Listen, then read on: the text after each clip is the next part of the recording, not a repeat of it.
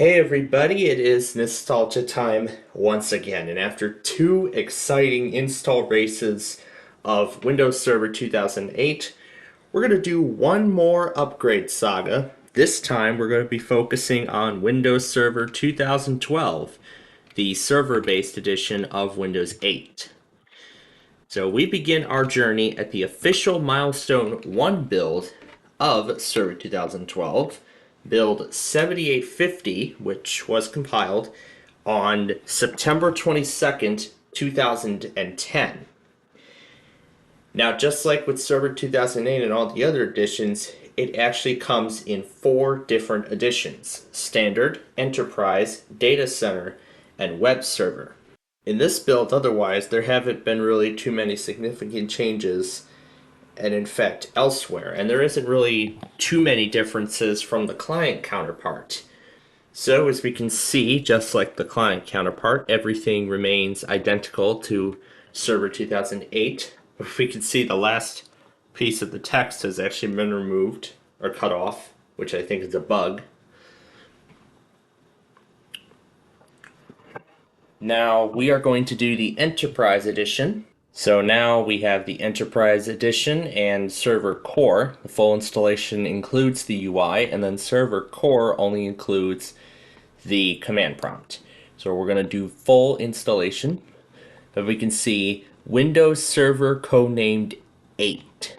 That's our first sign that this is a pre-release build.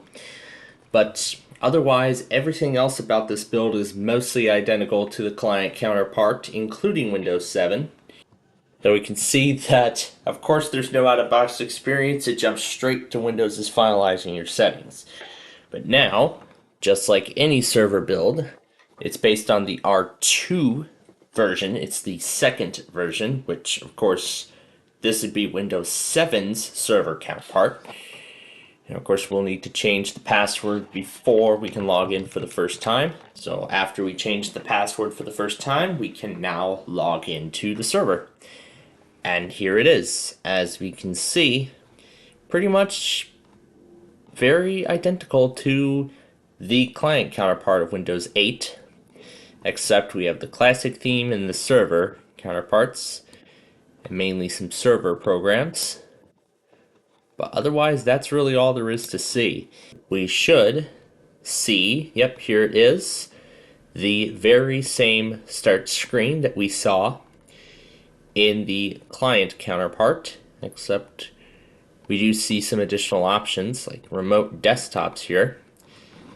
So of course this is where you go to set up remote desktops and everything, but otherwise nothing else too much to see in this specific build of Windows Server. Now let's actually go ahead and create a few files here, because we're going to treat it like the client counterpart. But we can't set it as the background. We can at least open the file in Paint. You can see the nice makeover there it's gotten. Let's see what we can draw. Let's try and draw a very terrible rendition of the Windows flag. And here's the tools. This is where we get our fill.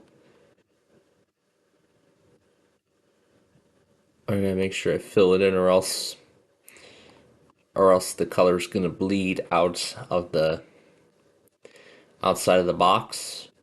We're just gonna do all blue. And then we can write some text. And we can adjust its size to 48. Let's do 48.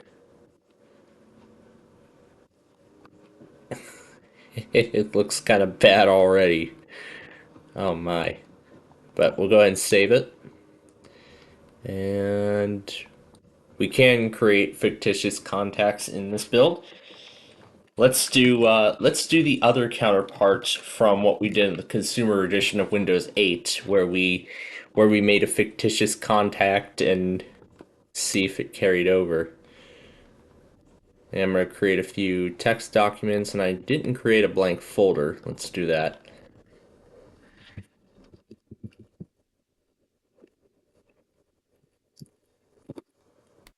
So that's that, and we'll create the same thing here.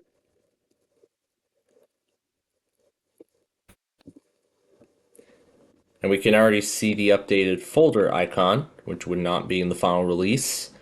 And here's the updated Explorer ribbon UI. Once again, we have the user icon, which again is the exact same thing from the consumer build. But then here's the server manager. But then when we hit Alt F4 to shut down, because this is the server version of Windows, when we go to shut down, of course it's going to ask us for a reason as to why we're shutting it down. Now, because these builds aren't anything too interesting, we're just going to skip right to the next milestone. So we're going right to milestone 2, in this case build 7904. It was compiled on December, and that date is incorrect, even though I can install it on the current date as of the time of recording. But this build was compiled on December 16th, 2010. So let me set it to the correct date, and then we don't get any user account control prompts whatsoever because we are the full system administrator. But again, this is exactly identical. Setup is copying, temporary setup is. But otherwise, the upgrade procedure is going to be mostly identical. So here is the compatibility report. It says, before continuing with the upgrade, make sure software vendors support your software on Windows Server 2008 R2. Follow their software-specific recommendations before and after the upgrade. To verify software compatibility on the Windows Server catalog and to download tools and documentation, you would go to this website, and then it says, important. If the software isn't supported on Windows Server 2008 R2, or if the software vendor does not support software that is installed during the upgrade of the operating system, uninstall that software before you upgrade. If you do not install the software, your system will be unsupported, the software might not work, and software settings or other information might be lost. So that's an interesting little disclaimer there. If anyone tries to upgrade a Windows Server 2003 build to Server 2008, let's say that, but we are going to a beta build in this particular case. I believe this also applies for Windows 8 and beyond. If there's actually some programs that are right away deemed incompatible with the newer version of Windows, the user will be asked to remove the program from the system before continuing with the upgrade to ensure it goes smoothly, and then they can install a newer version of the software afterwards. So that's interesting that they give that little disclaimer. As you can see, we have the Windows 7 boot screen now. So the upgrade is done. And once again, it still says finalizing your settings. And it didn't ask us to change a password, so it looks like it kept everything. But let's confirm that. And we can see there's the center title text. And here's the wallpaper, the Let's Not Leak Our Hard Work background. And we can see all our files that we've created are still here. So here again is the server manager from before. And there's our fictitious contact along with the compatibility report. But instead we get a warning about enhanced security configuration in Internet Explorer. It looks like that might be an exclusive to Windows Server 2012 in this particular case. And I can also see that the Metro UI is also starting to come together. So, I mean, there's still some leftover remnants of the classic theme. Plus, there's the remote desktops app we were looking at earlier. You can see log off is now the default option, but then again, we can still go here to click shut down. But then, of course, it'll ask us for a reason why. Here's what the lock screen looks like. And here's the new user UI, just like we would see in the consumer version of Windows. And As you can see, there's the server manager again, and the start screen just like in the consumer version. But otherwise, there is nothing else different to see in this build.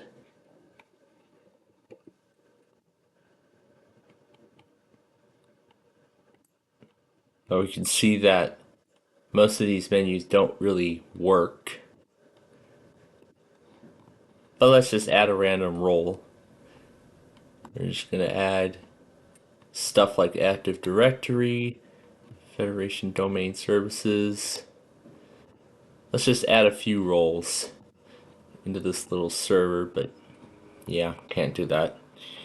But nice try though. Anyway, on to build 7963 milestone 3 of server 2012.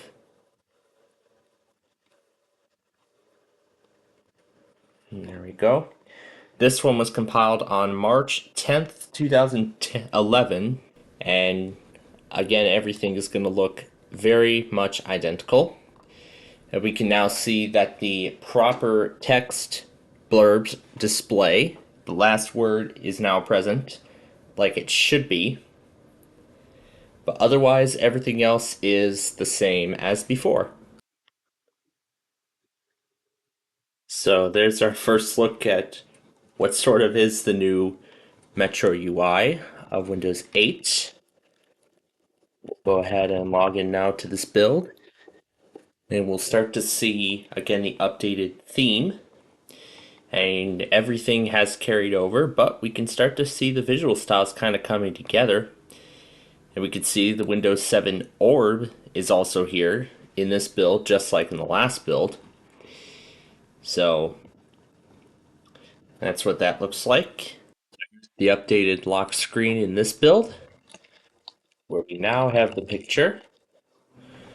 And we'll see the updated start screen right here. You can see we have the graphic now. But then once again, here's what the desktop looks like. We still have the user icon, but now we have that border around it. Again, the show desktop icon, here's the same Explorer, but now everything does their respective actions in this build. Yeah, here's an updated copy file.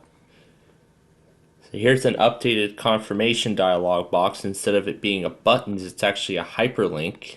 So 6 days after this build, March 16th, was when Microsoft compiled build 7965, and there isn't really going to be anything else too much to see in this build compared to what we see in the build we currently have installed, except the only difference is going to be the boot screen. So here's the updated boot screen. You can see there's the 2001 style flag again, but then we have the new spinning dots animation, but that is not the specific animation that would be seen in the final release.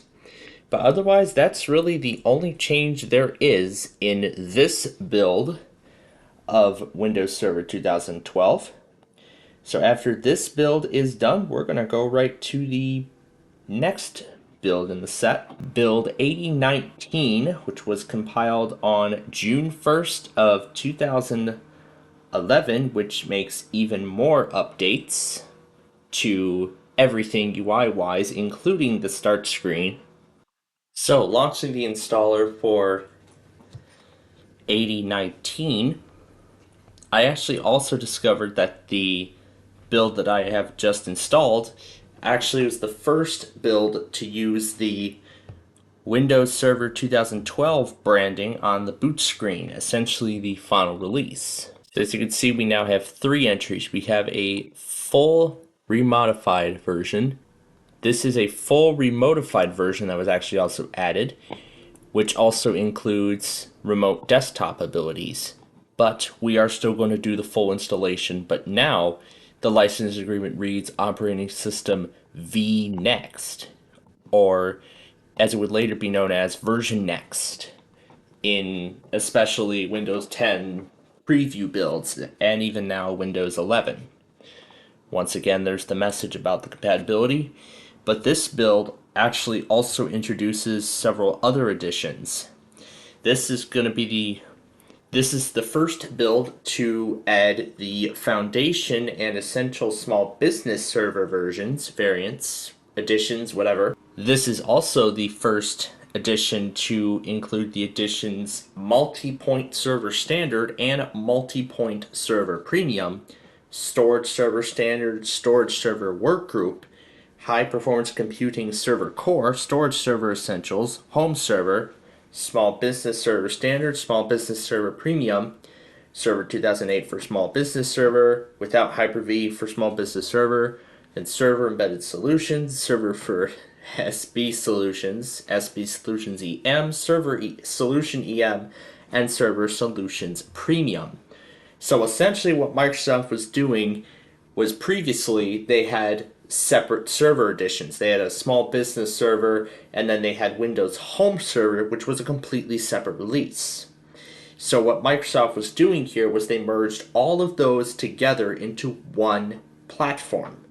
So then there would be Windows 2012 Data Center, 2012 Standard, 2012 Enterprise, Home Server. Well, the Home Server edition was completely dropped, but if they want to try a Home Server, well, out of luck. But I believe Home Server was still supported by this time. So the beta fish that we would see in the later builds of Windows 8 leading up to the developer preview. So now here it just says finalizing your settings. There are still mentions of Server 2008 R2 across the system. And when we log in, the theme kind of looks screwed up.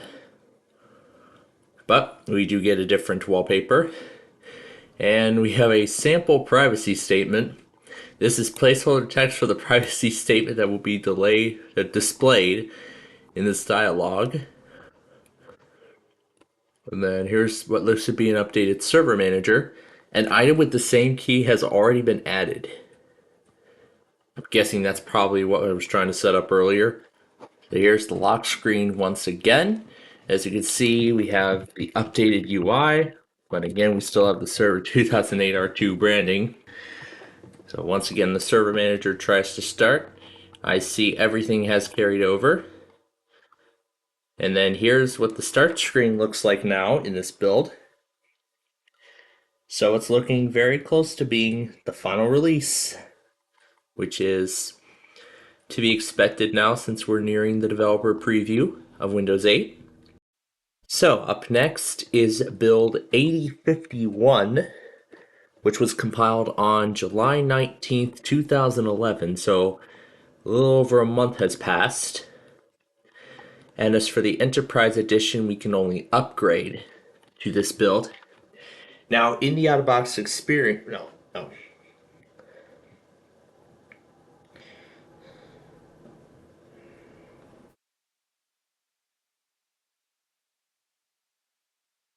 So, everything about this build, install-wise, and the boot screen are all going to be very identical to the other build.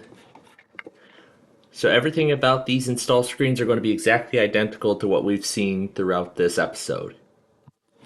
So here is the out-of-box experience. You can see all references to Windows 7 were replaced with Windows Server Developer Preview.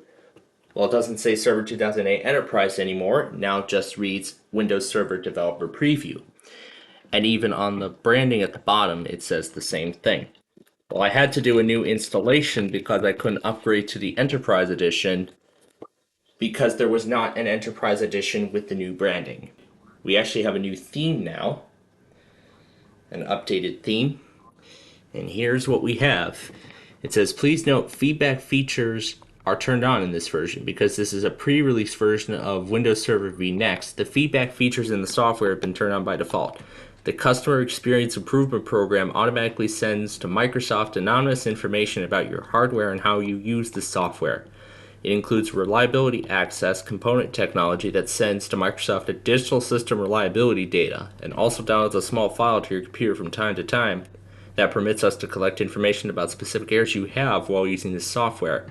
Error reporting automatically sends reports to Microsoft that describes which software components had errors. These reports may include memory dumps. The data collected by these features help us improve our software. To learn more about these features and how to control them or turn them off, please see the privacy statement here and run the full run once text on this page.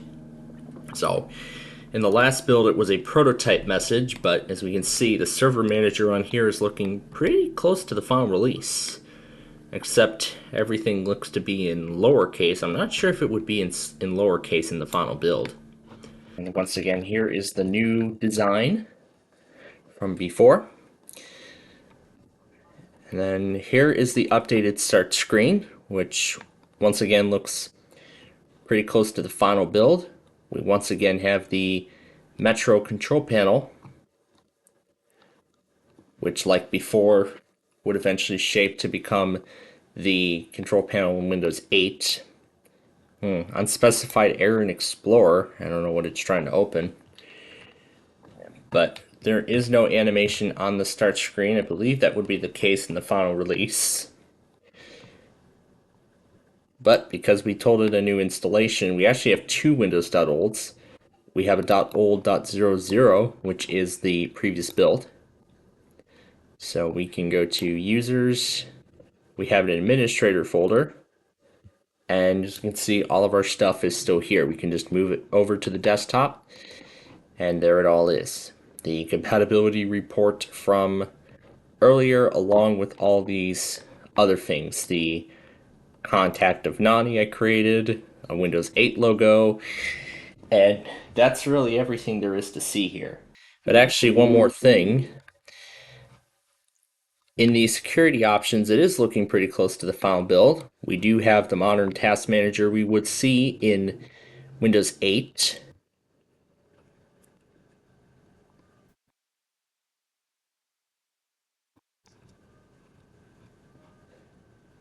And this also behaves just like the final release. If an app is stopping the machine from shutting down or restarting, it would show it in this screen right here. And then you can click cancel and it'll take you back to the desktop to finish what you need to do. Otherwise, you'll click restart anyway. This confirmation would not appear in the final release. It would just go ahead and restart automatically anyway. So now we will change the date to August 23rd, 2011. So a month later, Microsoft releases the official developer preview build of Windows Server 2012. And now when we run the setup here, we will see that this first screen has been changed drastically. So now instead of all those auroras, it now says Windows Developer Preview with the green background. But otherwise, everything else looks exactly the same as we have seen before.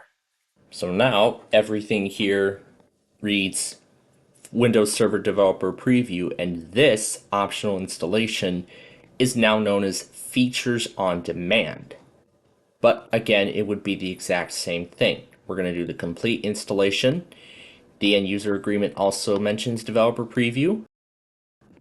So here's the new Developer Preview boot screen, just like we would see in the consumer edition of Windows 8. So here is the out of box. Once again, it mentions region. And here, this is what would make it into the final release. You'd be asked to put in a password and retype it. And then, of course, it'll say finalizing your settings. And here's the updated lock screen once again. We press Ctrl-Delete, and then we type in our password one more time. And we will arrive at the desktop for Windows 8 Developer Preview, Server Edition, I should say. And as we can see, it mostly remains identical, really. You can see we still have the same server manager from before. And I believe everything on here looks final, so this would be like some steps to configure the server. And you can see the NT version on this has been bumped up to 6.2, which would, I believe, be the 2012 NT version for Windows Server. And then, of course, this gives you some, like some quick start It's like a quick start guide essentially in setting up the server. And all the red pill features have been enabled by default. Now we can see, of course, this is a server version, so we do get some server things like PowerShell and, of course, the server manager. The Metro version of Internet Explorer doesn't look to work in this build, but then the updated Metro UI control panel. But otherwise, there isn't anything else much to report here.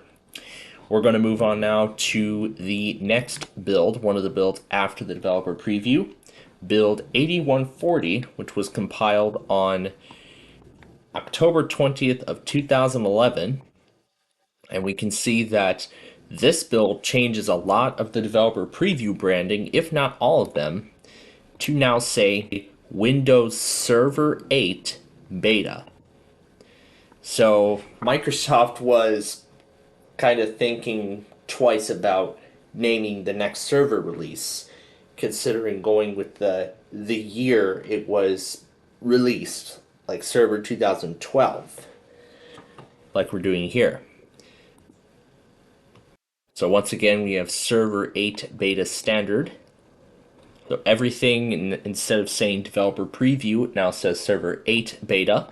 The UL is back to vNext, but now it says Install Windows Developer Preview instead of Windows 8. It says Server Developer Preview cannot be directly upgraded. So here's what kind of looks to be the final out-of-box experience. And once again, it'll ask us for a password because I had to do a clean install of this build. After it finalizes, we will see the new lock screen. It now says Windows Server 8 Beta Standard. Interestingly, there's an OK and a cancel button. It says, yeah, the user's password must be changed before logging on, even though we already did set a password at the out of box. So it's going to want us to set it up again for some reason. And it's been changed, and now we can log in. And now this is where it says preparing your PC instead of preparing your desktop. And like in the consumer edition, it would be changed to preparing Windows for the final release. And we can see branding across the system, well, almost across the system, was changed to say Windows Server 8 Beta. However, the only remnant of developer preview is in the build string. So once again, the privacy consent for the error reporting component. And then when we open up WinVer once again, it now says Server 8 Beta Standard. This is the standard edition of the beta release of Windows 8 Server. And here's what the start screen looks like now, close to the final release. However, we cannot open Internet Explorer with the built-in administrator account. So that's another restriction that I've spotted. Now, this would be the last time we would see a Windows 7 style background. Build 8250, the official beta build of Windows Server 2012. You can see once again it still says Server 8 Beta, but now it's got the final Windows logo. This was compiled on February 17th, 2012, just like its client counterpart, and it would be made available to the general public 2 weeks later. But as we can see, everything about this pretty much looks identical to the final release. But then we have different branding. This is only in a data center edition, so that's really the only edition it comes in. So we have server core installation, which only installs the command line, and then server with a GUI installs the full graphical interface. Now, this says pre-release software, Windows Small Business Server, Storage Server, codenamed 8. And because we are coming from the standard edition, I believe we cannot go from standard to data center. Oh, looks like we can. We can upgrade to data center. But then again, it still says Server 8 Beta. However, here it still mentions 2008 R2. So good, we can go from standard to data center. So we can see now that we have the beta fish, just like in the consumer counterpart, but in addition, in the upgraded Windows screen, the last step was reworded to say almost done moving files and settings, as you just saw. So here's the lock screen of build 8250. So we can see the lock screen does look final. And in fact, this also looks final as well.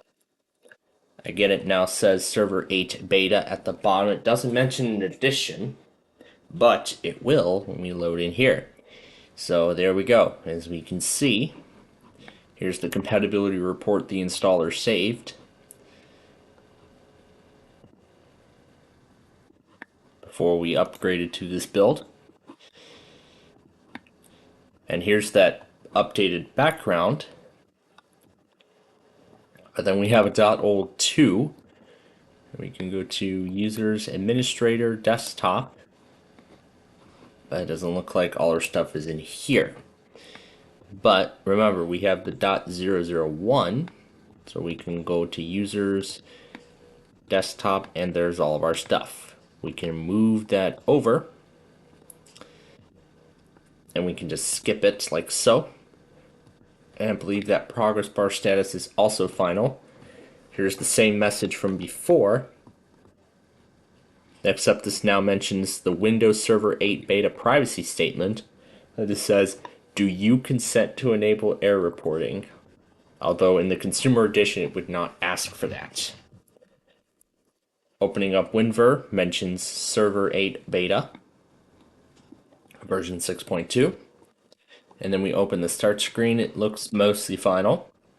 Except we have this services for network file system thing, which has nothing there. In Windows 8, they used the terms consumer preview, developer preview, and release preview, but here in Windows Server, they just go by the standard beta, release candidate, and pre-RTM and everything. So the auto run there is in the final place, which was compiled on May 18th of 2012, the exact same date as the release preview build of Windows 8. And of course, it would be made available to the general public about 2 weeks later at the end of the month. So as we can see, the final name now shows on the install screen. It now mentions Server 2012. The install prompt again also looks final, but now this says no thanks. So we can click no thanks. And now we have 2012 release candidate data center server core, but then here's server GUI. So we'll do the GUI. And now it does not say codename 8, it now mentions server 2012 on everything. But we cannot go from server beta 8 to server 2012 release candidate data center without keeping our stuff. But again, it will keep everything. It will keep only our personal files though. So here's the boot screen that just says. So now instead of asking for a language, it asks us to put in the password for the built-in administrator.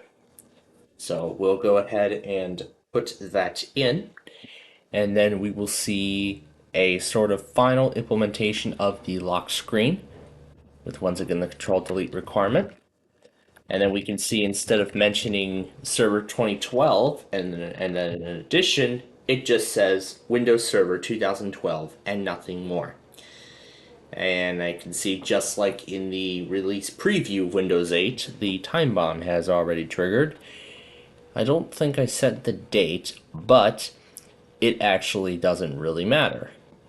Because as you can see here, everything looks nearly final. The background is final. If we look at the start screen, yep, that's getting close to being final. If not, it already is.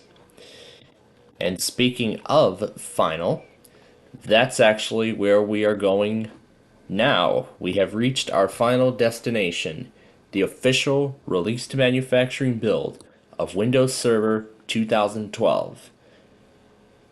However, this is the Microsoft Hyper-V server variant. So we probably will not be able to do a upgrade to Hyper-V because there will most likely be some Hyper-V, non-Hyper-V restrictions, but we're going to see if we can still upgrade to this build anyway. So click no thank you. And it says Hyper-V Server 2012. But of course we cannot upgrade from data center to Hyper-V server, so we can press custom and then, all right. So now it says copying Hyper-V server files, and that's really the only difference here for installing the Hyper-V server edition. I don't think I've ever seen the Hyper-V for server edition before. So I guess then otherwise this is the final released manufacturing build then of Windows Server 2012. Well, I guess then here's the final blue screen. So apparently the installation now got so messed up that now we can't even go to the RTM release. But hey, that was great. So at least we got as far as we could. So we got it up to the release preview. So that was actually pretty nice how far we got this to go. And so with that, we're going to actually... How did I label this?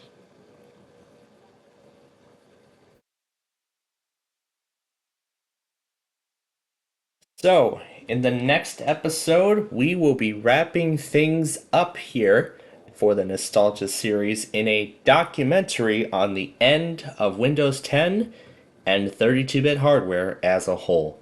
But until then, thanks for watching, and we'll see you in the next episode.